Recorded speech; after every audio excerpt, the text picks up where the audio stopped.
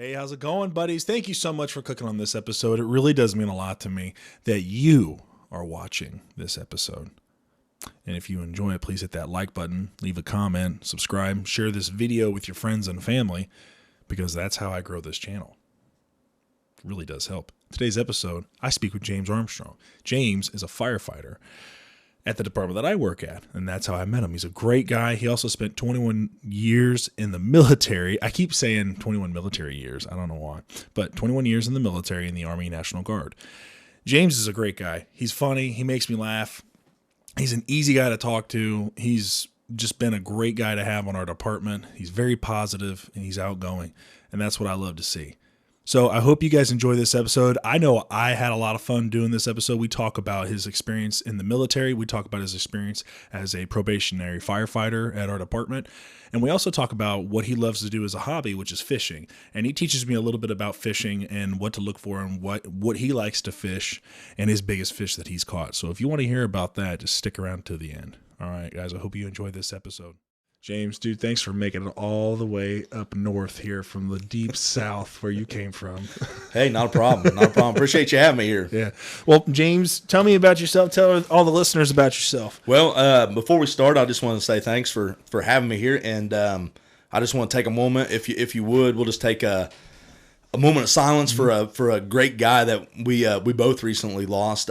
He was a great man. He was a great leader, a teacher, very well respected, but that is the late Captain Hall. Yes, sir. So We'll go ahead and do that real quick. Yep.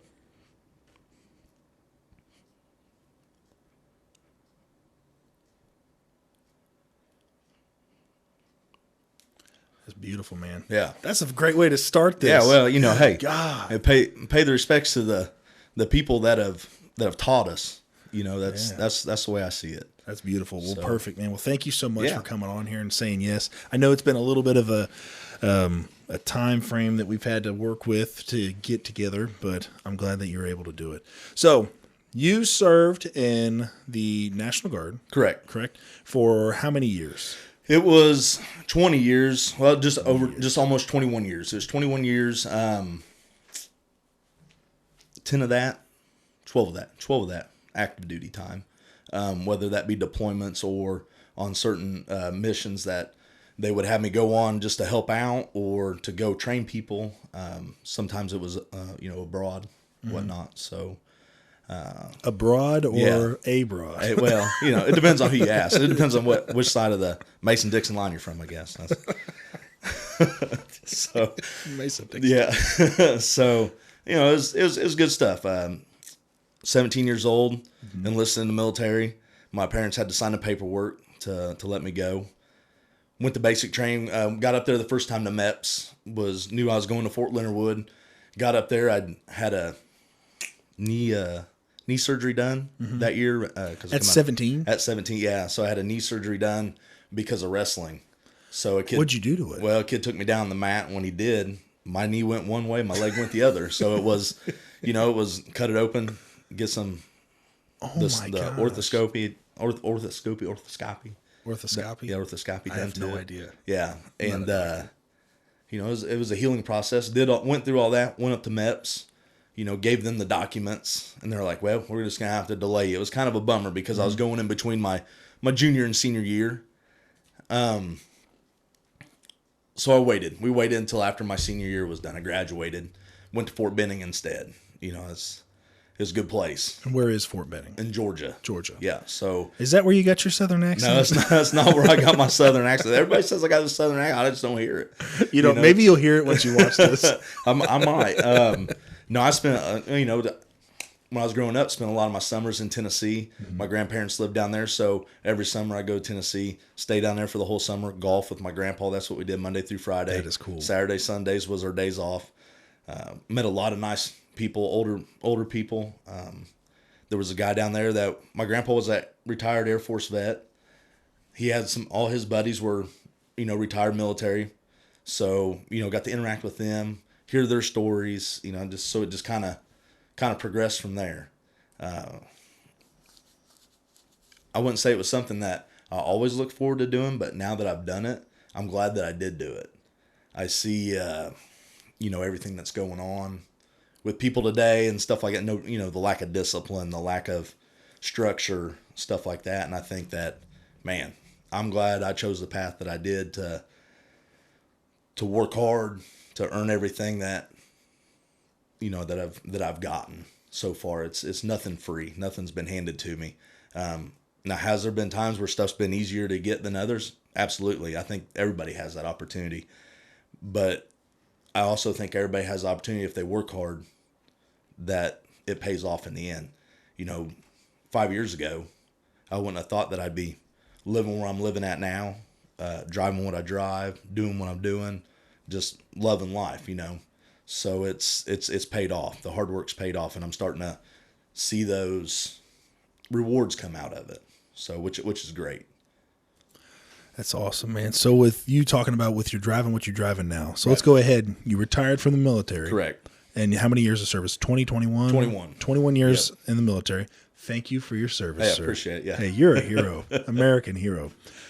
And then you get hired at which fire department? Or where after you retired, you're like, where am I going to go? So what made you decide the fire department? It wasn't really after I retired. I come back from my 2014 deployment, and I needed something to fill the void. I need that adrenaline rush, that little bit extra. I was on the volunteer fire department. That little bump. Yeah, that little bump. I was on the volunteer fire department down in Trafalgar. Was really enjoying that. I needed something a little bit more. Went and got my EMT. Applied to Greenwood part-time. Got part-time. Come in, worked under a great officer, which is now a chief that we have, Brandon Nikoloff. I mean, great leader, great mentor. Yes. Go-to guy. It's very meticulous person. But it's what, when you come to a department or whatever, that's the guy that you want to see. That's the guy you want to be with. There's a handful of those guys there. Those are the people that make the job worthwhile, and he's one of them. So I started working with him, and I mean, I really enjoyed it. I my wife and I would get to talking, and I said, man, if I could just get that little bit extra. I know the cutoff's 36, and I was close. I was getting close. So every process that I could get in, I'm getting in. Whether it be Decatur, I think I went Decatur, Speedway, Columbus, processes like that. I was told at the time, because I was leaving for a military school and Greenwood was starting another process, that I couldn't go through that process. It kind of frustrated me, to know that, like, hey, I'm not being, I have to go to the school for the military, but you're not going to give me the opportunity to work for you. That, I get it.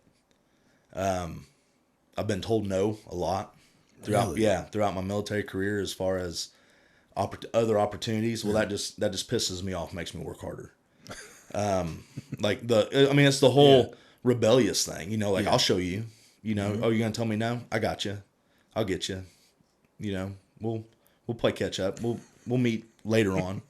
Don't know how, don't know when, but when we do, you'll remember me. It's one of those things. So didn't go through the process. Didn't get any offers from anywhere. I was actually on a list up in Lebanon. Was hoping to get a offer from them. Never got a return phone call from them. But I didn't let it bum me out. I mean, it was, what was it? It was shortly after that I found out that at 36, even though at 36, if you had 20 years in the military, you go to your 40 in 6 months. They had put something in there like around July 16th of 2012 or 2014. Really? They added that in there, Perf did. So I saw that as an opportunity, and I said, there it is. There's the opportunity. There's the opportunity to finish out one career, which I already knew I was going to finish out, and then get into another one before I hit that 40 in 6 months. And what was your age when you got hired? I was just shy of my 39th birthday. So man, yeah, way to so cut it you know, close. I turned 40 this year in October. So I mean, I come out of my probationary year next month, which will be great. I've enjoyed every minute of it. I mean, I'm loving it.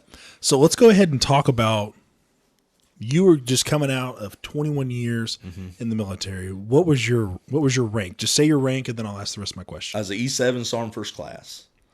E7 Sergeant First Class. Sergeant First Class. Correct. Okay, so you're a higher ranking guy. Right. So you come out of that, and then going into a probationary firefighter's position at just some rinky-dink fire department.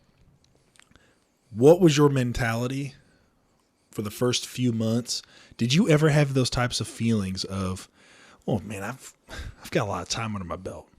Like, I can tell these guys what to be doing. I could show them this or that, but I got to sit here and listen to some dude, because I could have been your officer at some point, and I'm half your age. I mean, I'm not half your age. I'm 29, but I'm just a few years younger than you, and I'm sitting here telling you what to do. Did that ever make you feel kind of beneath you at all? No, I don't. I think everybody has good input for no matter what age you are, no matter how long you've been doing it. Everybody looks at something different. So I will listen to you and what you have to say, and the information that you have to feed me for that. But then after we're done with it, you know, we might talk about it, and I say, hey man, that's great information. I've also seen it done like this, or you know, through life experience. You know, I hear that one a lot. Well, you got life experience on these guys. I get it, and I understand that. You know, I'm a big kid at heart, though. I mean, I love to joke around, but I know when it's time to be serious. You know, there's certain things that you can do at this age, still as a probationary firefighter, to even help out the younger guys that got, you know, 5-10 years on the job or whatever. You know, that started out real young, that still haven't caught up to me as far as in age, but those are guys that I look up to. I mean, it doesn't matter to me if you're 29, you know, and I'm going to be 40. I've only been doing it for 7 years. You might have been doing it for, you know, 10 or 12. I mean, but those are the type of people, and no matter if it's 10 or 12, or no matter if it's 2 or 3, they taught you something different than what they taught me versus what they've taught the kid that's only got 1 or 2 years under their belt, because it's an ever evolving field that we work in. So we have to take little tidbits and pieces from everybody to make us stronger. So I find that, you know, I never would sit there and go, oh man, this dude's just some 25-year-old punk that doesn't know what he's talking about. We're good. But at the same time, I have respect for those guys, because they speak up. But also it works both ways, where those guys will come to me and be like, you know, hey, what's this, and this? And you're like, why are you asking me about it? You know, like, I'm just a probationary guy, but it has nothing to do with firefighting. It just has to do with life in general. And that's what's fun about it. I think that's the two-way street that it works on, you know, as far as there's a mutual respect in both ways. I mean, the officer I work for now, younger than me, you know, we both have kids, met with him before I got in the position that I was in. He told me the background of him and what he expects. And that's what I went over there to ask him, you know, what do you expect out of me?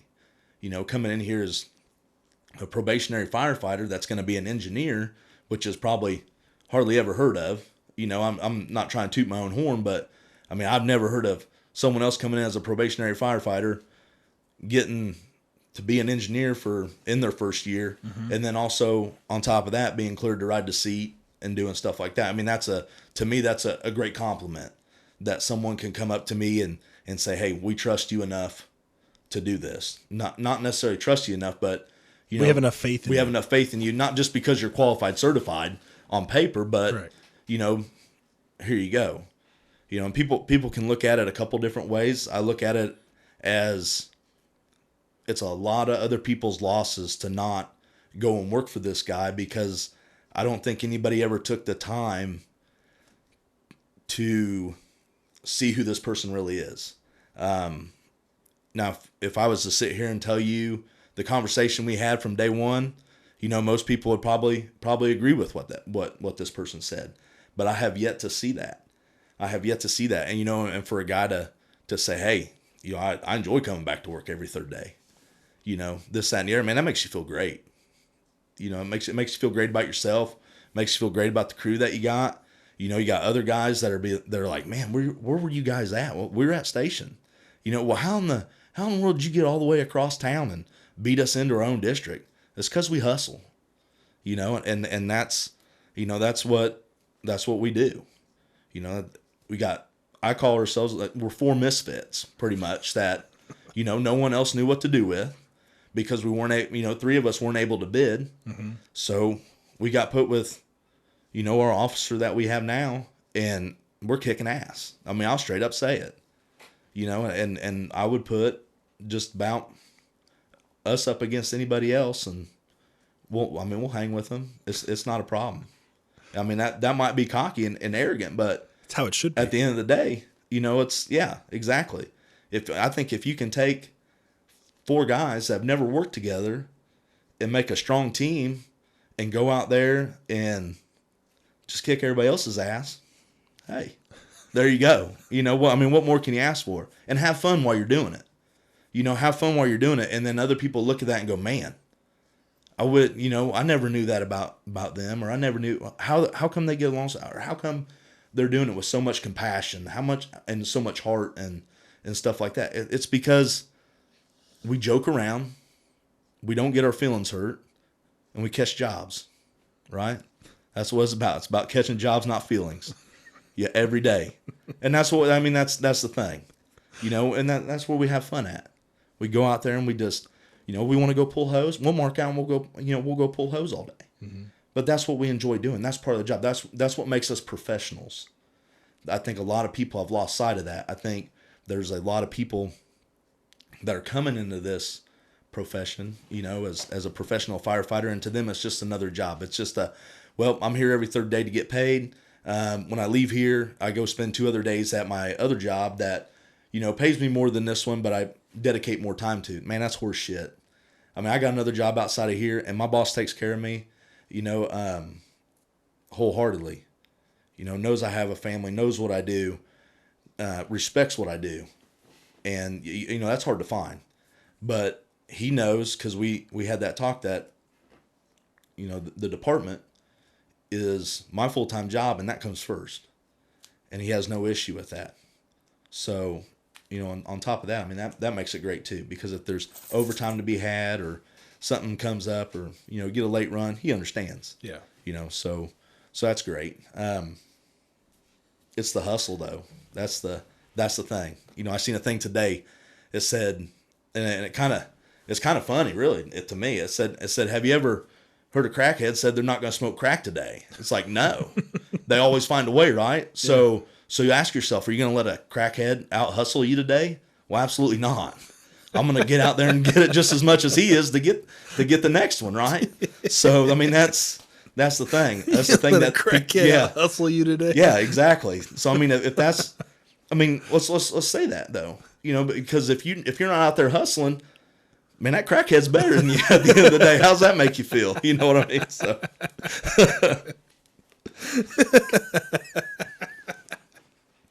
God dang. Dude, I can tell you there's been a lot of days where crackheads have out-hustled me. I definitely know that. Today was one of those days. Today was one of those days? Yes. I did not want to go out and do anything at all today. This is my first day off for everything. Well, you have them days. Dude, and you owe it great. to yourself. You've got to have those days. Yeah, mental health days. Yes. And where you owe it to you, but you have to set time aside to have those days. You have to set time aside to spend time with your family, to spend time doing something that you enjoy doing. Whether that's sitting down in a recliner playing Xbox for an hour or whatever, or it's out on the water fishing like I love to do. It's whatever your thing is. You just got to go out and do it. Yeah. There's a guy there was one of the guys that works in our department. One of his things, I don't know if it still is his thing, but he liked to paint little like action figures. Yeah. Like the little tiny ones. And that's was just his thing. He'd bring them in just to relax and chill out and kind of decompress, and he'd just start painting them. Right. Super small. He'd have like a little microscope with it and doing it. There's another guy that I know that he enjoys watching anime, and that's his thing. Anime is really weird. Like it's weird stuff. I've watched some anime and stuff like that. It's all cartoon stuff. And he's like, dude, it's just, I don't know what it is. It just relaxes me. It's whatever. I do a lot of things that relax me. But so with you talking about the military and the fire service, what are some correlations that you notice from the military to the fire department? I mean, you got the structure. There's sort of that, the paramilitary structure there. I think that's what's drawn me towards it a lot, because I knew I'd be leaving out of that structure. I mean, it's the military. Most of the time you're told when to eat, what you can do, what you can't do, this, that, and the other, right? So the fire service isn't as strict on that, but its ranking system, let's so to say, is set up kind of like the military. I enjoy that. Discipline's a little different. Huh? Discipline's a little different. Discipline, yeah, it is. It is. That's 2 days. So it just cracks me up. I mean, just kind of see a lot of the same things, but then some of it's different. Like, you would think that there would be a lot of proactivity versus reactivity. Mm-hmm. We were just talking about that before we started recording. Yeah. So let's go ahead and talk about that for a little bit here. Okay. So we were discussing about we'll be having new positions at departments. Let's say any department will have a new position filled. And where a lot of departments fail at is where are you going to have like an internship period for whoever that person is taking that spot, other than it being 2 weeks? Because I've seen that where they do it for 2 weeks or a month, and they're like, all right, you've got the reins now. That's not enough time. Right. What's the plan that we have here? So what was the discussion that you brought up on that? So coming from the military, as a E4, when I was in the military, a specialist, there was a lot of stuff I was in charge of. And because I was in charge of that was because you're going to be moving into a leadership position. You need to hang out with this guy, because this guy is going to be moving up. You're going to be filling his spot. It's a left seat, right seat exchange. Just like that guy's hanging out with the guy up above him, learning his job or taking on more responsibility. How long would that last? Man, sometimes it would be quicker than others, but I say 6 months at least. You're doing that, and that's coming from a guy that did that. Starting out 1 week in the month, 2 weeks out of the year, before up tempos come, before you got deployed, like we got deployed, or just doing extra missions. So you really had to pay attention, strive to work at that rank and let everything be seen, that you were ready for that. There were certain situations where you have to react, when certain situations come up, but that's more, let's say combat related, where you have to react to those. Are you talking about the situations where you were in combat? Or correct. Okay. Yeah. So there's certain situations where you got to react. That's where the reactivity, part of it comes in at, where you're more reactive. Where you're doing your job. Yeah, where you're doing your job, and oh, well, this didn't go like it was planned. I need to react and do this, versus looking out into the future and going, hey, this guy's getting ready to retire. This guy, we need to start seeing who his fill-in's going to be, and go from there. Who's up next in the promotion process? Who's up next in this? We need to get these guys together. They need to hang out together. Granted, they might not work together. They might be in different platoons, but we need to get them together because he's going to be moving up he's going to be the next person in line, so I think I don't see a lot of that right now. And I don't know why. Why are we being so reactive to things instead of proactive to things? Do you think that some of that could be from a lack of military experience for a lot of these people in the fire service? No, not at all. I mean, we're in a service where, what do? We train, right? That's being proactive. We go out and pull hose. Why do we pull hose? To get better, to train, to be proactive. If we were going to be reactive, we'd do it when there was a fire. Oh, well, we're going to try this out today and see if it works. It didn't. So, why would we do it with someone that's going to be in charge of us? Why not let those people that are going to be leading us, or if they have the idea that they're going to be leading us, why aren't they sitting side by side every third day? Or why aren't they at least for a couple hours? And then, they might be on different shifts. Okay, I get that. Well, we still need to work out some time where, these people get together and they do, the right seat, left seat, right seat handoff. You got people that are retiring, and I get it. We've done processes for these people to come in and move up. And that's all fine and dandy doing a process to me. That's the way kind of military works. You go in, you sit in front of a board and you give the best answer that you can. You're graded on a point system. That doesn't mean that I can go out here and lead 70 people, and you find that out real quick. You find that out real quick on who can lead and who can just yell. If you're just yelling, probably not the guy I'm going to go work for. If it probably doesn't know what he's doing. So you talked about leading 70 people. Yeah. What qualities did you learn or notice that you either naturally had to be a leader in the military? Man, that's a tough question. I wouldn't,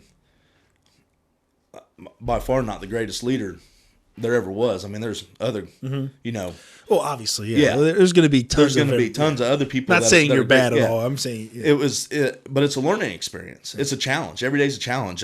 Colin Powell said it best. It's lonely at the top. It's lonely at the top. If you try to please everybody, you're not gonna be happy yourself. I got a PowerPoint that I put together that I want to say it's like 12 or 13, rules of leadership that I put together, and we do NCODPs where all the E5s and above, or even the corporals, which was your senior E4 guys, they would all come to class. Pretty much it's a class that you put on, and you go through, like, I might have the topic this time, and the next time it might be one of the senior E4s or just a buck sergeant that is coming in saying that they're going to do a class. Well, what's that do? That doesn't necessarily give my input on things from let's say a seasoned guy, but that also gives this guy that's down here the opportunity to get in front of other people, to learn how to talk, to learn how to be in front of people, to maybe let me see what he's seeing and learn from him. There's a lot of younger guys that I learned from as far as the way they wanted to be treated. When I come in the military, you're treated one way. You're treated like a bag of shit. You messed up, you knew it. It's just one of them things. But as time progresses, you can't do that. Like, you can't do that to people now. Everybody's got feelings. You gotta respect me. Well, I'm sorry, I gotta respect you to a point, and I get that. But then you got to put yourself in check sometimes, and you got to see how they react to what you're, like, the discipline you're giving to them. So, as that was a challenging part for me. There was a lot of guys that I was with that, you scratch my back, I scratch yours. Tight group. We looked out for each other, and that was the fun times. Those guys, after our first deployment, started leaving one by one, retiring, just getting out, just because they didn't want nothing to do with it no more. They did their time, their biggest goal in the military career was to maybe do a deployment. So they did that. They got out. They might have had 16 years in. Well, they didn't want to finish the last 4. I'm like, man, but then you talk to them, they're like, I really wish I'd have done the last 4. I was at 12 years, and I was like, do I really want to keep doing this? I'm like, I'm over the halfway point. What's 8 more years? And then the last 3 were just like the most challenging. Really? Just because everything political, everything, the way it changes, the way we do stuff, I want to say sometimes the disrespect that younger troops would have for, older troops or higher ranking troops. Why would you think that they would get away with that? Because obviously I like to be politically involved. Yeah, no, I understand. And it's allowed to happen. My personal opinion. Right. I think it's allowed to happen. Why do you think that that's allowed? I think it's allowed probably because, and I think most of it boils down to, their parents didn't have the discipline on them like my parents had. it took me, it was tough for me. I don't want to say tough for me growing up, but I was typical boy. You know what I mean? Mm-hmm. Getting into trouble, pushing the limits, seeing what I could get away with, doing all that stuff, right? Did I get my ass beat? Hell yeah, I did. It wasn't multiple times. Oh yeah, definitely. Did I not get along with my parents several times? Yeah. But it took me until I was overseas my first deployment in 2004 when I made a phone call back home to my dad, and I said, Dad, I understand why you beat my ass like you did. I understand why you did this, maybe looked out for me like this and this, that, and the other, because I see it over here, and I mean, he says, he's like, at some points we thought we were a little too hard on you, this, that, and the other. I said, well, I understand why. And I thanked him, and I totally get it. And I got 3 girls, so everybody's like, you must be so easy. No, I'm just as tough on them as what I would be on a boy, because no one's going to hand them nothing when they get out in the real world. They got to earn it. And I don't want them to think that someone's going to hand them something. I want them to earn it. That's where I think the lack of disrespect comes in.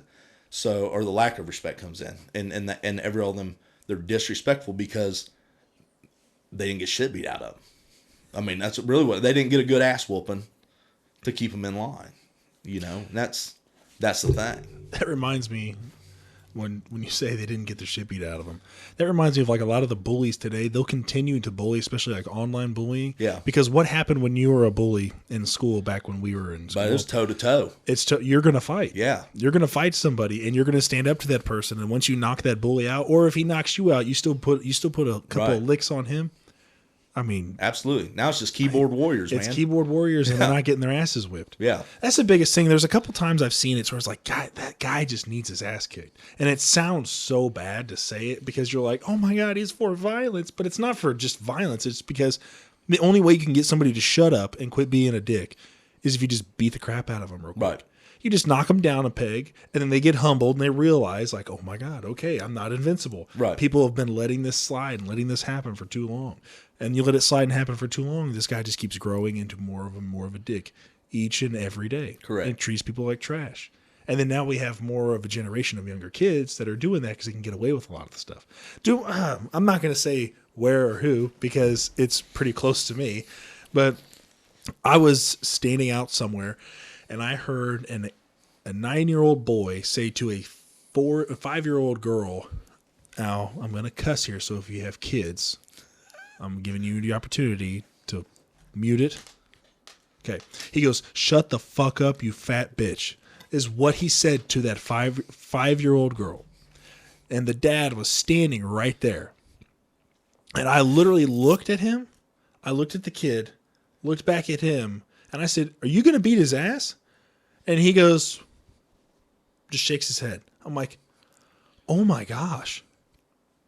Like, that, first of all, for that young girl, I feel sorry for her. Right. Because if they're saying that out in public, if that boy's saying it out in public, what's he saying to her behind closed? Like, what's he saying to her when her dad's not around? Right. Or when the dad's not around? They're brother and sister. Second, how are they being raised? Right.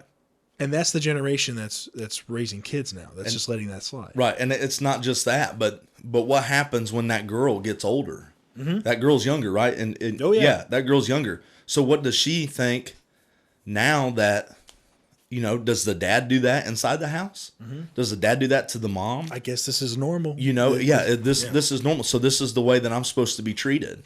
No, that's totally wrong.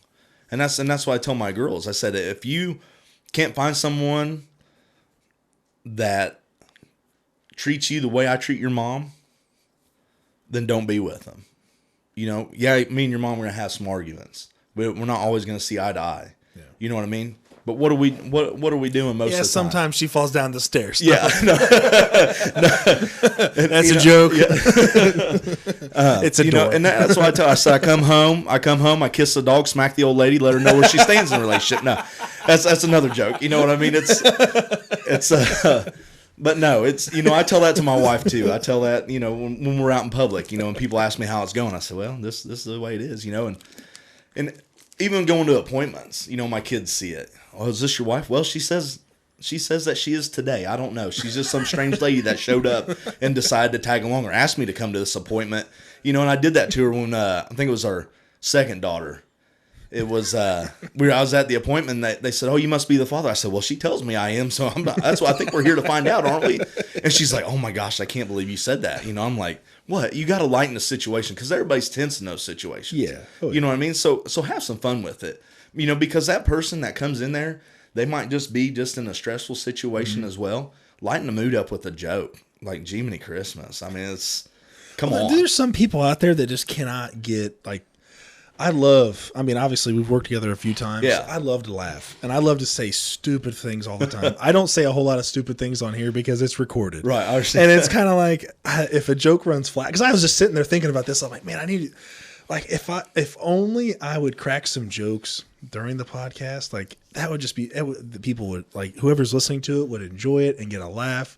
But then I was like, but what if a joke runs flat? And what if nobody laughs? What if it's just me just bombing the entire time? I'm like, I don't know if I should do it. Then they might be laughing that you're bombing the whole time. They're laughing at my bombing. Yeah. So I could be getting laughs no matter what. So, but knowing how to lighten a mood, like lightening a mood up, and I'm sure you learn this while you're in the National Guard, and I'm sure you'll have seen this and learned this at the firehouse. But when there's tense situations where someone's having a bad day or in a bad mood for whatever reason, if you just throw out like a quick one-liner or something, it could flip the whole day around. Exactly. Being funny. And that's where a lot of guys get their dark humor from. Because you go on a run. We had a run. I think I was working for you, and I was working with your crew, I believe is who I was. No, I'm pretty sure it was. And we had this old veteran who committed suicide. It was very sad. And his demons were just too much. And he was an older guy too. And he had posters and pictures up on the walls and stuff. And we were just looking around his room. And I remember he had this piece of paper up on one of the walls. And it talked about, if I am ever to be found dead, call this person at this number. Not Dick, because that guy's a bastard. And I was like, and I look at it and I'm like, well, Dick must be a bastard. And it's just kind of lighting the mood up a little bit and just repeating it back. It's just kind of like, it's a super sad situation, but you go up and you read that and you're like, okay. And then you just move on to the next thing. And then you get back into the truck, crack a couple little jokes just to lighten it back up again. Because obviously that guy had to have gone through hell. Had to have gone through hell, not just back when he was in the military serving our country, but back at home. And it got worse. It looked like it was worse for him back at home. But what did he do? He turned it into a funny situation for somebody else. For somebody else. Just one of the things that he wrote up on the wall. Maybe he was 100% serious with it, but maybe he's just like, because he didn't have to write that, because nobody would have known who the dude was. Right. But somehow it just turned it into a funnier situation. So with that, how often have you seen a shift change from bad to good after throwing out a couple one-liners? Have you noticed that at all? Oh yeah, I mean it's you get some good ones in there, but you gotta around some people you gotta tread lightly. It's well, you don't want no sexual harassment cases. You don't want none of that. That's just 2 days. I don't know, man. It's just one of them things. It's. Yeah. You gotta have that. Exactly. You cannot not have a firehouse that is so straight and narrow and up the rule book that you just can't have any fun. Right. Because there's been some houses I've worked with, some crews I've worked with that the guys are just, and that's okay if you have no sense of humor. Like, it's okay, but that's just not what I want to jive with. Right. Because I like to crack jokes. Sometimes my jokes go too far, and my officer lets me know. Or whoever doesn't laugh, I get, okay, that might have been a little too far. And thank God that they don't report a lot of that stuff, because I'm just trying to get a laugh. That's all I want. I just want to try to get a laugh out. But to be able to just relieve some stress and get, because the best thing to do, the best feeling is to get everybody laughing. Right. And just, having a shitty day. The medic crew's been running all day long. We've been doing stuff around the house and catching rides whenever we can. And then just everyone's stressed out. They're not looking forward to the night shift because you know what's coming, because it's a full moon. And you just throw out a couple of jokes on a Friday the 13th. You know it's going to be a busy night, and you just crack a couple jokes.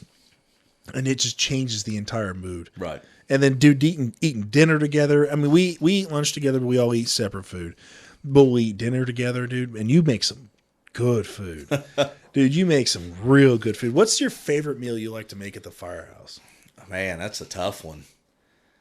Well, there's a few weeks back, I made Sunday brunch. I made chicken and waffles. Oh, yeah. You know, and I got told, I said, man, we got enough chicken here to feed an army. I was like, that's what I'm used to cooking for, you know. So tomorrow, actually, making biscuits and gravy. I mean, yeah, who doesn't love B's and G's? Dude, it's so good. You know, it's a good staple. It's the only place I get to eat them. My family, my kids, my wife, they don't like biscuits and gravy. They like biscuits. They don't like the gravy. I don't know why, but you know, do you make the gravy? Yeah. Okay. So yeah. what do you put in your gravy, or is it a secret? No, it's not a secret. Tell me what's in your gravy, boy. I get a pound of Old Folks sausage. I get one of the medium and one of the spicy. I mix it together, and then you know it's just the milk and the flour from there. I mean, there's really no secret to it. Some people do mess it up though. I don't know how. You know, and people kind of look at me when they're like, "Man, you measuring that out?" I'm like, "I measure it out because then I know I don't mess it up because it's." You know, everybody's like, "Oh, you just add a little bit more flour to it, add a little bit more milk." No, that's where you're wrong. Have you ever tried to add more flour after you done put the milk in and tried to mix that up? Like the flour doesn't go away; it's still there. Now you got clumpy gravy. You know, I'm sorry, but it's just not working out. There's a certain particular steps that you have to take to make this. Otherwise, you got, you know, possibly 7 other people that's pissed off at you. That's a rules kind of guy. Yeah. There's steps to this. Steps to making good gravy. I like a little bit of chaos. Yeah. Like it needs some fucking flour. Right. Poof. Throw that in. But I mean, I like making all sorts of food. Have you ever had Gates gravy? Matt Gates' gravy? Yeah. Dude, he got some good stuff. I don't know if I should say what he puts in it, but I know one of the things is syrup. Yeah. He puts in it, and good night. Yeah. You want to have so good. Another thing Matt Gates makes, world famous baked beans. What? Matt Gates, world famous baked beans. I need to have him on and talk about them baked beans. Yeah. I mean, we worked out at the Fords together when I first come on part-time, and he said, these beans are world famous. Hey, bud, let's have them. and I ate them. I said, man, I see why they're world famous. I mean, it was one of them things, you know, I was like, gosh dang, Gates, these things are so good, make your tongue come out, smack your forehead, just make sure you got all, you know what I mean? I want to miss a bite. So, you know, you write home to mom about those and be like, hey, you need to change it up. It's chicken. You know? What is it? Barbecue so good, make you smack your mom. Yeah. But no, there's a lot of good cooks around the house. You know, you get them handful of guys that just have never cooked. Yes. You know, it's funny. I don't want to dime them out, but we got one. You know, we give him every time it's his cook day. You know, we tell him like, hey man, don't be making none more of that baby food that you made last. You know, we take 3 heads of broccoli and boil it down to a mush. You know, I suck it through a straw. I think I can guess who that was. Yeah, I'm pretty sure I know who that was. But you know what? I mean, hey, you got to start somewhere. Yeah, and he's only grown since then. So he, you know, why start out setting the bar high? I think I like his strategy. So let's set it low, and then I can just grow from here. And then, you know, people start leaving me alone or something. but no, I mean, but that's the thing. Like that's the thing about us. We can ball bust like that, and you know, and we can do that, and that's how we relieve our stress, and no one takes it to heart. Well, whenever when you can't do that in a firehouse, when you have to tiptoe around things. For one, it just makes the shift horrible. Yeah, absolutely. It just you're going to be more stressed because you can't relieve your stress. And what are you going to do when you get home? And that's why the huge reasons is why like firefighters have a pretty high divorce rate. I think it's airline pilots and then somebody else, and then military. I think it's military, airline pilots, military, and then fire department. Jody's always getting your old lady, or vice versa. That's right. It's his. You know, I mean, being gone. It's yes. Well, even in the fire department, there are guys out there that their wives will be seeing somebody else when you're at work, and it sucks and it happens. But it takes a special woman to be married to a fireman, or it takes a special man to be married to a firewoman. Yeah, you got or a fire chick, or fire dude. That's a dude. You know, mine's so special. I married her twice. Yeah, Yeah, I mean, you I'm did. pretty sure you heard that story I have a time heard or this two. story. We Yeah, talked so- about it. We have talked about that Yeah. story. So with talking about fishing, you brought up fishing earlier. Okay, you told me that you have a fishing day Tuesdays, Tuesdays, Tuesday night derbies. Tuesday night derbies. Yeah. What is that? I mean, it depends on where you want to go. So I have a non-buildable lot down at Cordray Sweetwater. Purchased it a couple years ago. They have fishing club down there. So every Tuesday night, you alternate lakes. One week you'll be on Sweetwater, next week you'll be on Cordray, and then you go out and you fish for 3 hours. It's this tournament down there from 6 to 9. It's a great group of guys that gets together, takes care of each other. Do the same thing like we do in the military at the firehouse. I mean, ball bust you. It's funny because those two lakes are so overpopulated with fish that they put no size limit on the size fish that you can bring in to weigh in. So I mean, you'll get guys that'll bring in rarely bring in a 3.5, maybe even 4 pounder, and then you'll have a lot of guys that'll bring in a lot of like 1 pound, 1.5 pound fish.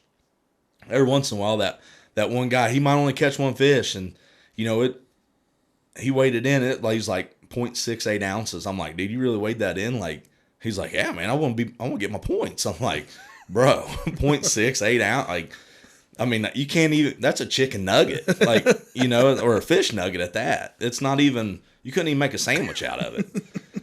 But I mean, that's what's fun about it though, because you can sit there and go back and forth like that, with a small group of guys, or you go to some bigger tournaments.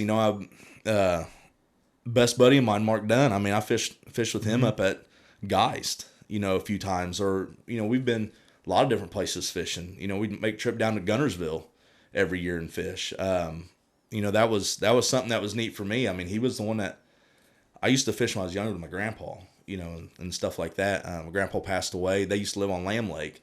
My grandma sold the house. Didn't really do any fishing for a while. Got divorced. Bought my grandpa's old boat. Fished for a little bit. Sold it. Then never really fished anymore until I linked up with him and we started fishing. And it's just rest is history, man. I mean, you go out these places, you get a group of firefighters that go down to Gunnersville every year that fish. I mean, and it's guys from IFD, Anderson, Columbus.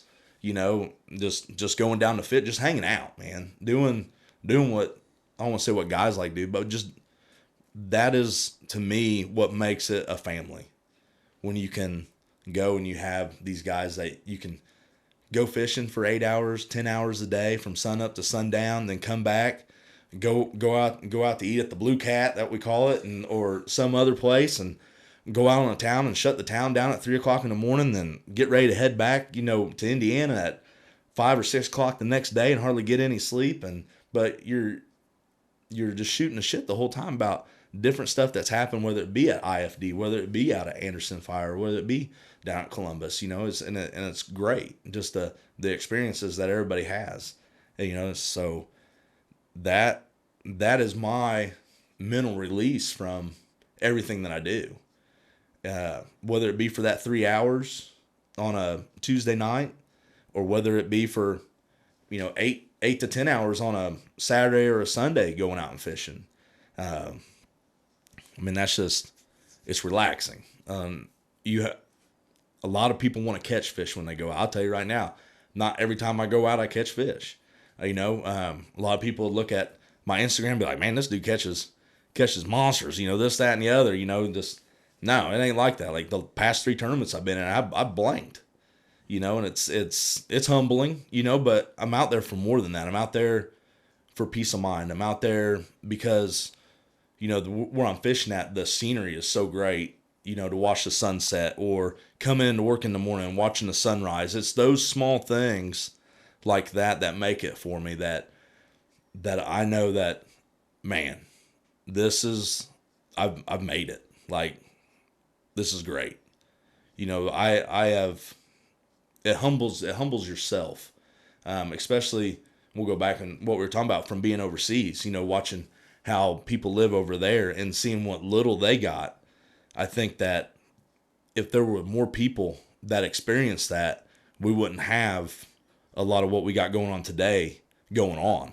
if you were to go over there and watch, some kid that is cooking his food on dirt and that's the best meal he's going to eat that week, or because you paid a kid two US dollars because he brought a landmine up to the gate. Granted, you don't want him bringing that stuff up there, or RPGs or something, but that he's going to go out there and be able to get something with that, or he might remember that for when he gets older, and he might pass that on. That's why I try to explain to my daughter. So my middle daughter, she fishes for school this year at Indian Creek, and then they have a fishing like club. team? It's a club. It's a club. Oh, yeah, okay, so cool. it's not. I guess not recognized by the school, but it's a club for the school. That's cool. Yeah, so they do they follow a lot of the guidelines that schools that do recognize it, I guess. They follow a lot of those guidelines that they do, to where if it does become a school sport or whatnot, or if all of them are clubs, they have a certain guidelines to where if it progresses to that, then they can progress that way. But that's why I tell her, she gets upset. I'm like, look, it's more than that. You're out here having fun. And it's you just need to have fun. That's what it's all about, just having fun. And that's what my late brother-in-law, he always said, it's just about having fun. My wife had a younger brother that when he was 12 years old passed away from childhood cancer. But that's what he said. It's all about having fun. So that's what I've always tried to, install in my kids as well. Do it, but have fun while you're doing it. This task might suck, but embrace it. Embrace the suck. How many times we heard that? Embrace the suck. If you can't be out there singing songs while you're pulling weeds, then does anybody? Do you wake up in the morning and go, "Hey, today I'm just gonna go pull weeds," and it sucks, but let's make it the best day of pulling weeds. We know every Friday we're going to be out there pulling weeds, cutting grass, and trimming. Let's do it the best way we know how.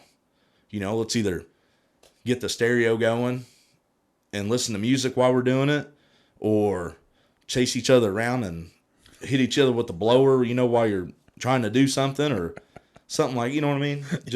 Or I just blow this area off, and then some guy on the mower comes by and puts grass right back on. You're like, are you serious? But it's, and then they're laughing as they're going by, like, haha, I got him, It's like, but it's just stuff like that makes it fun. I think that brings you in closer together.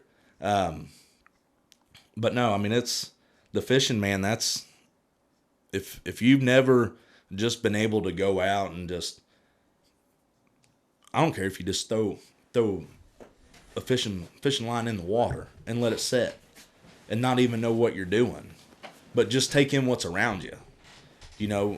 Try to ignore the other boats and the other people that are out there acting a fool sometimes, and just take in what's around you. And it's really calm and relaxing. So, the best part of advice I give that is go during the week, because there's not very many people out there. Go during the week, and the early, or on the weekends, if you're going to go early in the morning, or late in the evening, when people are either off of the water or they haven't just made it there yet. So, what kind of fish do you like to catch? It's bass fishing all the way. Bass fishing? Oh, yeah. Fishing? Yep. So with bass, the only thing I kind of do know with bass, now I have seen this like on some of those fishing channels and stuff, when they got a guy with a hat on with the brim with all the lures and everything. Yeah. Like they like to sit over by like the shaded, the covered areas or something, where they have like the overgrowth coming back over the water, and it's kind of like a little tiny cove. Is that where they like to sit, or? And it depends. For bass. So fish move different times of year. There's different times of year and fish will move. You get that spring, that early spring or whatever, you're going to get some fish. They're starting to move to the back of the creeks. They're getting ready for the, it's that pre-spawn time, getting ready to move into the spawn. They're pushing to the back of the creeks. They're feeding. They're getting ready to, they're trying to get all them. I got tip of it. I got the word on. Trying to get fertile? Huh? Well, it's not that. They're trying to get those. Gosh dang it! I can't think of the word. Hibernation stuff? No, it's taxes filed. Yeah, taxes. Well, they're trying to. So there's. I can't think. we'll say minnows because I don't know why I can't think of the word. Oh, like little baby fish? Yeah. So okay, pretty much yeah. they're pushing those back Oh, in there they're to where like they their can eggs feed and stuff? Yeah, so they can feed on those to get fat, and get ready for the spawn. So I've eaten a fried minnow before. for eating a fried minnow, It was disgusting. ugh, man, I don't even like sardines. Oh God, it was so gross. But yeah, no. So they move to the back, and then it just depends on where you're going to catch them back there and what you're going to catch them on. For some reason during that early springtime, fish like red. They see red, they go after it. I don't know why. I really wish I knew why. I wish I knew why a fish likes this color of red versus this color of red, and this one knocks different in this lure than this lure. But is it the knock of the lure that's getting them, that's making the sound, or is it the color that's getting them? Is the knock when it hits the water? No, or is it the knock whenever... There's some, let's say BBs. We'll say BBs that are in the lure, and if you can take them, you can shake them. Some of them have a bigger knock to them, and some of them have a smaller knock to them. So when they're going through the water doing their thing, they're making a sound. It's a reaction bait. So they're making a sound. What you're trying to do is you're trying to get a reaction out of that fish to come over and smack at it or something like that. Now later on in the year, after they move from the spawn, post spawn, and they're moving back out of the creek, that's when you're gonna, I call it big worm season. That's what I love. Texas rig, old monster on there, Zoom old monster. And what is that? It's just a worm. Oh, it's 10.5-inch old monster. It's not a live worm. No, it's not. It's artificial worm. There's certain colors that we use. I'm not gonna give the secrets away on the colors, but there's certain colors that we use that we know that'll catch fish. Why do they catch fish? I don't know. That's just what they like. And year after year, it has proven that they like this color. So, really? Yeah. Are there times where, different fronts come through and, they're just hard to catch? Like, that's what I've been battling with right now. So, I've thrown everything from, just a normal green pumpkin to let's say a tequila sunrise, color. It's not one thing's catching fish. And it's been tough for a lot of guys right now. Water's still up 5 foot down at Monroe. They got the gates open. They're sucking the bottom out of it. That has a lot to do with stuff. Granted, we might not feel the current being pulled up on the top like you would down in a river system, but the fish feel it down below. So they set up different. I haven't learned how to fish that or how they set up.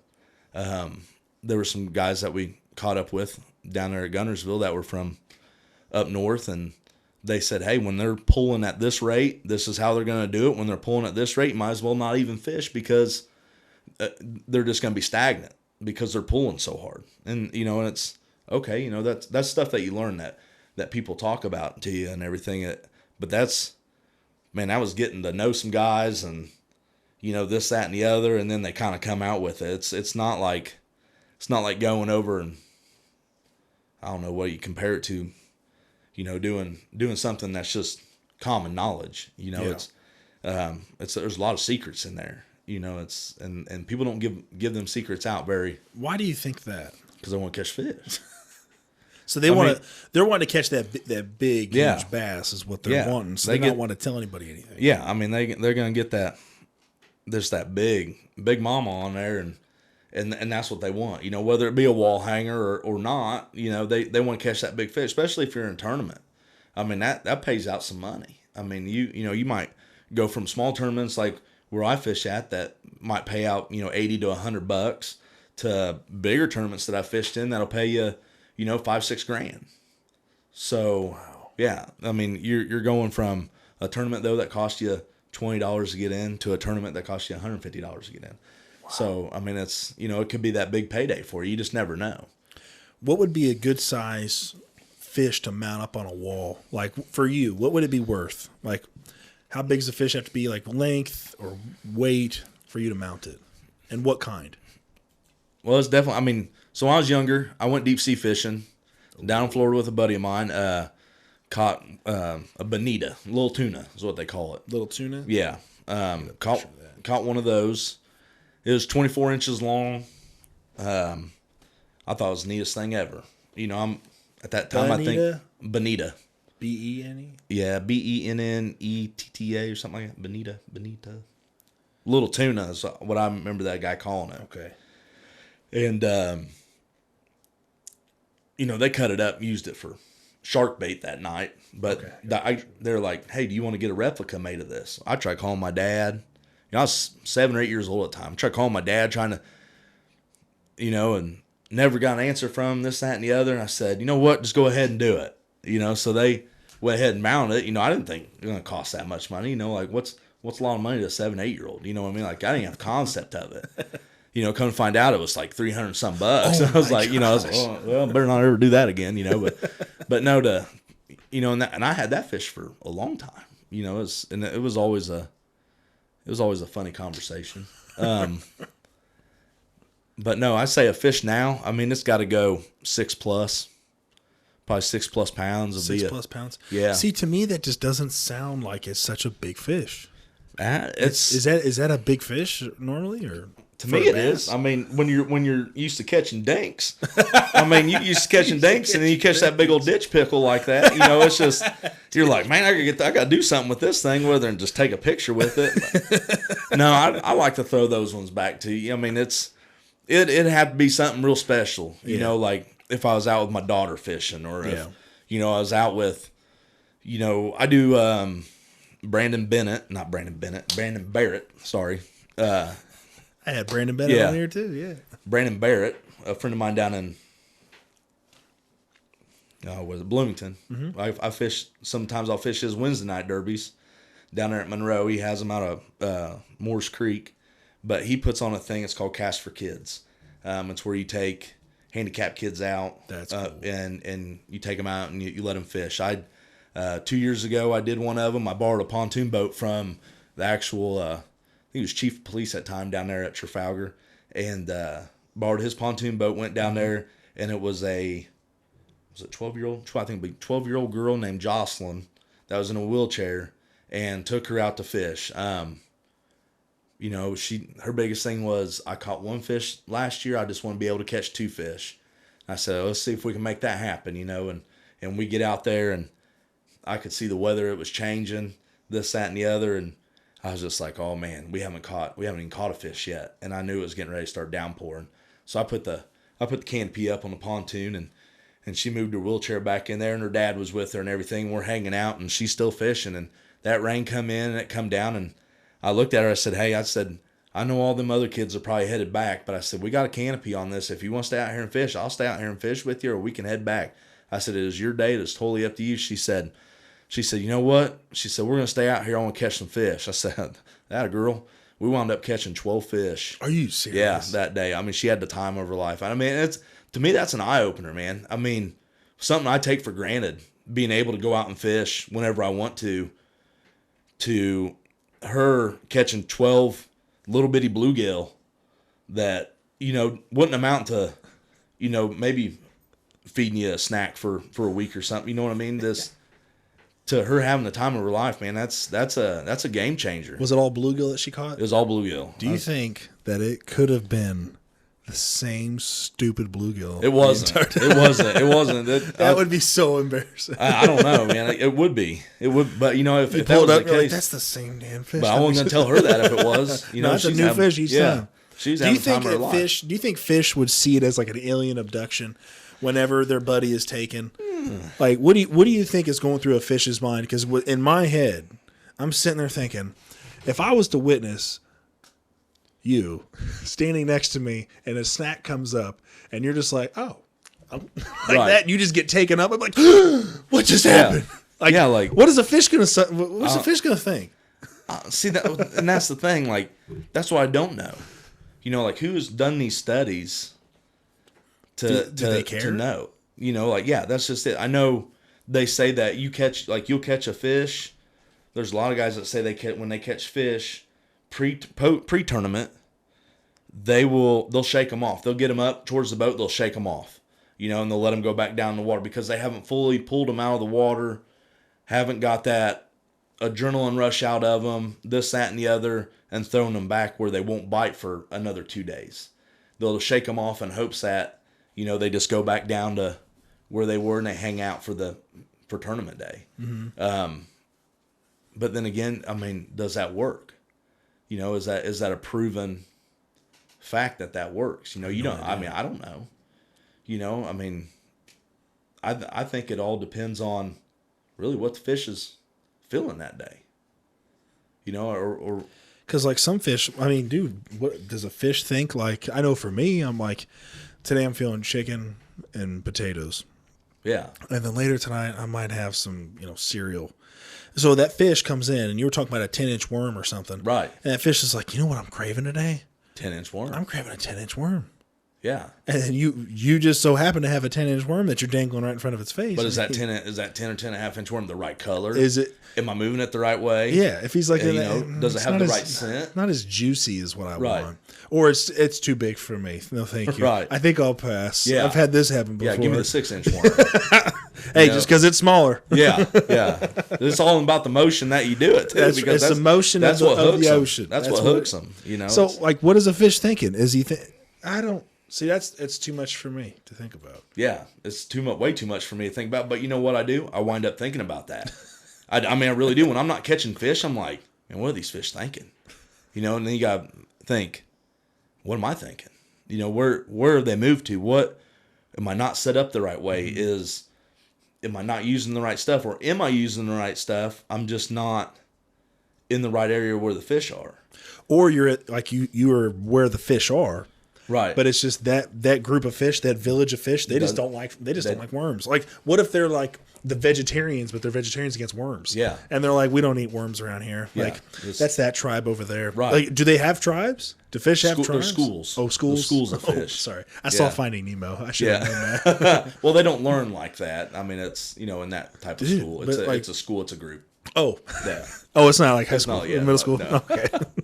I didn't know if they had teachers and shit like that. A manta ray flying them around. But like, dude, that's what I'm like. That's something to think about. Like, oh, is there different types of groups or schools of fish that are like, oh, we're vegetarian, we don't eat that, but we'll go ahead and we'll eat this little J hook. Like, what is that one? Is it just a regular lure? Is that what is that one called? Because I've seen that one, like you stick a worm at the end of it. It's got the J hook on it. Well, I mean, most of your hooks that you Texas rig stuff with, I mean, they're in the shape of a J. Or, depending on which way. I've seen ones that have like two of them. Like they're like treble X's. hooks. They're treble hooks. Treble hooks. Yeah, the treble hooks that'll be on like the backside of a whopper plopper or a crankbait or something like that. I mean, that's a legit thing, whopper plopper. But I love throwing the whopper plopper. It's top water bait, and it plops as it's going through the water. I mean, it does exactly what it says it does. Is a whopper plopper. Can you do that sound where it thinks it? Nope, I can't even do that. But it's I caught one of my biggest fish down at Quarter John. I think it was 4.5 pounds. What? Yeah, down there. So wow, it was great. What would be your dream spot to fish at? Dream spot to fish at? Like if I could go anywhere and fish? Yeah. Man, that's a tough one because there's so many places I haven't fished that I watch some of these guys catch fish at, and I'm like, man, I need to go fish there. I went to we go to Gunnersville. I love fishing at Gunnersville. This year, the neighbors across the street went with us, and we went down to Wheeler, which is just right down there in Alabama. It was a great time down there. Caught some nice fish down there. Didn't have what I would say the most time to stay there to really learn how to fish it, and maybe catch some bigger fish, but the fish that we caught were great fish. I was able to take my neighbor across the street out and his boy out along with my daughter, and we fished all day together and caught fish. And then the next day we went out without the kids and we still caught fish. So, to get someone else interested in it or something like that's always great too. Or have them have a fun time or catch fish, that's great. But man, I'd like to get down to Texas and fish down there. What is the majority of fish down there? Everything I watch is bass fishing. Bass fishing. Yeah. Okay. So Sam Rayburn, lake down there. They've been pulling chunks out of there, and it's just like, man, I'd love to go down there and fish. But yeah, I mean, it's just making time for it, and the time's coming. That's a good thing. I'm very fortunate enough. I kind of got the best of both worlds. I got a boat that I can use whenever I want. But it's my dad's boat, Mm-hmm. and He doesn't use it a lot. I keep the maintenance up on it. He makes the payment, pays the insurance, and I use it all the time, but we go out fishing too. And it was great. We went out fishing, what was it, 2 weeks ago or something like that. And I said, Dad, where you want? It was Memorial Day week. It was Memorial Day. I said, Dad, where you want to go? Well, I don't know. Where can we go? I said, man, we can go anywhere. We can go Patoka, Brookville, Monroe, Lemon. I don't care. We'll go out of state. We'll go down to Kentucky. We'll go to Nolan. We'll go over to Rough River. I mean, we'll wherever you want to go. And he's like, well, let's just go to Monroe. I said, okay. I said, it's Memorial Day weekend. It's going to be busy. And he's like, well, you think we can get up in the creek? I said, yeah, we can get up in the creek. I mean, but we just got 3 inches of rain. It's going to be muddier than hell. And, the water's probably not going to be as warm as what it is out there, and it's still up. And he said, that's all right. He goes, I said, okay, as long as I'm just letting you know going into it that this what conditions are going to be. And we get out there and we get up in the creek and stuff, and we didn't catch jack shit. Water was muddy. It was cold. The water temperature was, where we started out at, was 70. By the time we got way up in the creek, it was down to 66, I believe. So, I mean, that all them things take into effect of what you're going to throw, how fish are going to react, if there's any fish in there. There's been a lot of guys catching fish up in the creek flipping bushes, but if you don't have the right stuff to flip bushes, then, so you just there's a bush, it might be flooded. Some of it might be sticking up out of the water, and they just go by and they take their bait. I mean, they might flip behind that bush. They might flip right in front of it. They might flip right in the middle of it and let that, whatever they're using, lizard, jig, whatever, just fall down in there and pop it a couple times, sit and wait, pop it a couple more, because fish like cover. So, that's why for me, sometimes it's, if I can find where the cover's at on newer lakes, that's usually where I start. Let's find where the cover's at. Let's what time of year is it, this, that, and the other. Usually if you beat the banks up, you're going to catch some fish. Now, they might not be the fish that you want to catch, but you're catching fish. If you have the time, move out, break it down some more, take the time to try to catch those. But if you got 1 or 2 days, I'm beating the banks up. I'm beat the banks up, find a cover, find where the trees are down, find some flooded spots if there's flooded spots. If there's not flooded spots, find, like I said, find those trees that have broken off, that fell in there. They say it takes 24 hours. So, a tree breaks off, falls in the water, whether it just be halfway laying in there or whatnot, just fell down. Within about 24 hours, and fish have already moved in and feel comfortable in there. Yeah. So, I look for things like that. Look for older stuff that's down. There's a lot of places I fish that I know there's certain logs I can go to, and on them logs there's going to be fish. I know I can throw up there. I know I can pop it a couple times, and I got a fish. It's crazy to think about it like that, but that's what happens. So then you get, like I say, you get in these tournaments, and that's what you want to go do. But there's some places you go that are just, you haven't been there, you're not familiar with it, so that's what you hope happens. And then if it doesn't, then you're like, man, what could I have done? What could I have done different? What could I have thrown different? Or what these guys catch them on? When you got guys, you think you're getting good fish, because I know if I'm catching fish, someone else is catching them. Mm-hmm. If I'm catching 2-3 pounders, someone else is catching 4 or 5 pounders. That's the way it seems like it's always worked out. So when you get in there, and it's a mental thing. You get in there and you weigh your fish in. You're like, man, I got a good bag, a good sack. I got a really good chance of being in the money, cashing a check or whatever. And you weigh your fish in. You got 3 fish in this tournament, and they weigh in for 6 pounds. And you're like, okay, that's for this lake. That's a good number. And then Joe Schmo comes up behind you that you might not even know or whatever. This might be his first tournament. He comes in there and, he's got 9 pounds. And you're like, what did he throw different that I threw, that I didn't throw? Where did he go that I didn't go? Or what, mm-hmm. It's all stuff like that plays in the thing. And, who was it? There's, there's all different sorts of baits out there. And I have these talks with Mark Dunn when we're out mm-hmm. on the boat together and stuff like that. And I said, man, what do you think it does? And he says that he doesn't think that, or he's been told, that baits are meant to catch us, not catch fish. I mean, really, let's think about it. I mean, there's so many different, you look at baits, there's so many different colors, so many different actions, all this stuff. It's meant to attract us. I don't think fish give two shits, really. I think it's meant to attract us to buy it. We go out and throw it. We catch a fish on it. Guess what? My confidence is up. Oh, I caught a fish on that. That works. So I'm going to keep throwing it. You know, I go out there and I throw it and I don't catch a fish on it that day. Man, this thing's trash. Let's throw it in the back of the box and never use it again. Or if it comes down to it one day, maybe I grab it again and go, well, I'll try this again. Throw it again.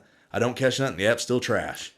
But I catch something on it, well, okay, maybe a little bit, you know. Maybe I'll give it just another chance. Well, how did they catch fish before? They had fishing lures and all that kind of stuff.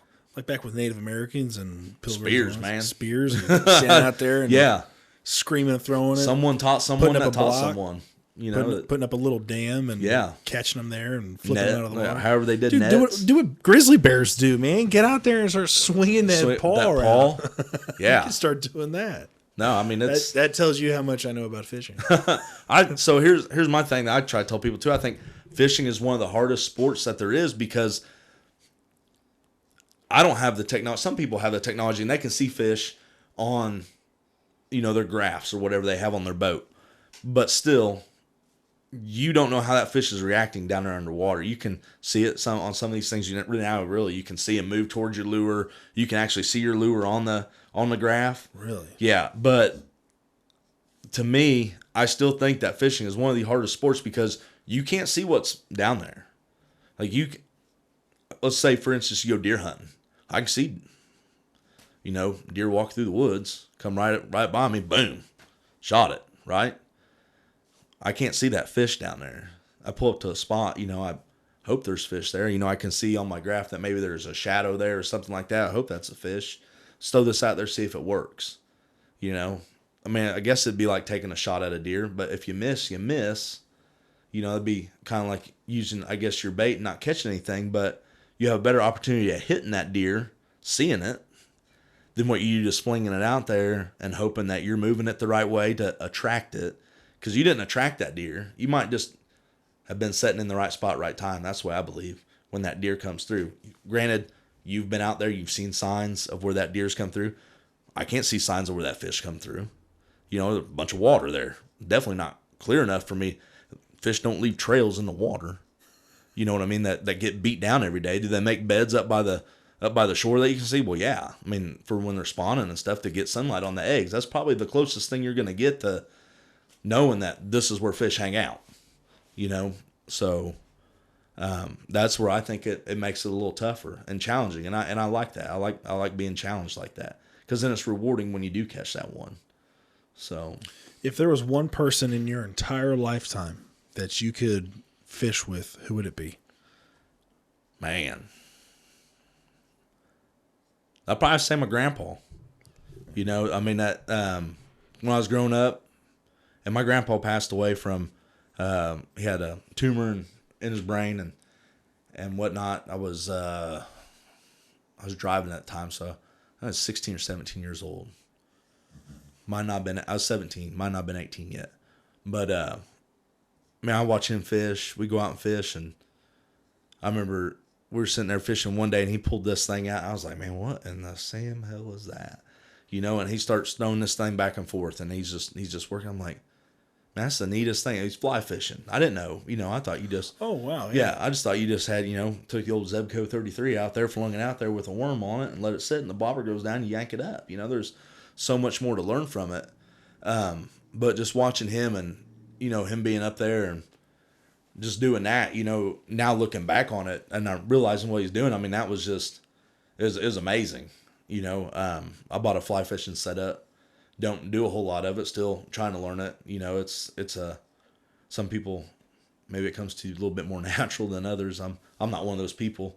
So it's just a little bit more work, you know, but it's something that I'll make time for, you know, to throw that or to practice with that. When I'm not, you know, when I have that time to go out and just, that's what I want to do. When I make up my mind, say, hey, I'm making time for this. This is what I'm going to go do to get this mental release. So, but you know, it's times like that though that, you look back on, like I said, when you're out there fishing and that weather is just perfect and whatnot, and you're like, man, this is just great. I don't know what in the same hell I'm doing, but there's, people that aren't out here right now with me are missing out. And that's why I said a lot of us take that for granted. I wish more people could experience it. I wish more people could experience what it's like to live in a third world country. Because it sucks.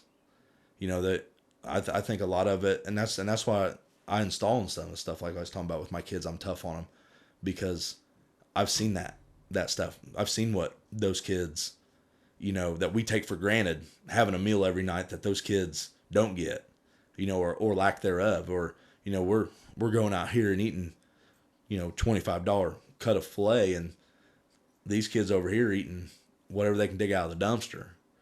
Just embrace it. Don't take it for granted because it could be here today, gone tomorrow. Yeah, I'd say that's a great place to end that. Be a great spot. Dude, thank you so much for coming on. I really hope I can have you on again. Yeah, whenever. I hope I can have you on for longer because right now it's almost 9 o'clock at night. Holy cow. But, dude, thank you so much. Thank you for your service in the military. I know everyone says it's a joke. I'm being serious about it right now. And also, I'll say it later as a joke. And, dude, I'm so glad to have you on my department. Yeah, I appreciate it. Yeah. So, thank you, sir. Yep, thank you. Now that you have made it to the very end of the video, I really do appreciate you guys taking the time out of your day to watch or listen to this entire episode. Tell me what your favorite part was. I hope you guys laughed as much as we did. I really hope you enjoyed it. And tell me down in the comments section, again, what you guys think. I want to know what you guys are thinking. What was your favorite part? What was your favorite part of this episode? Go ahead and put that down in the comments.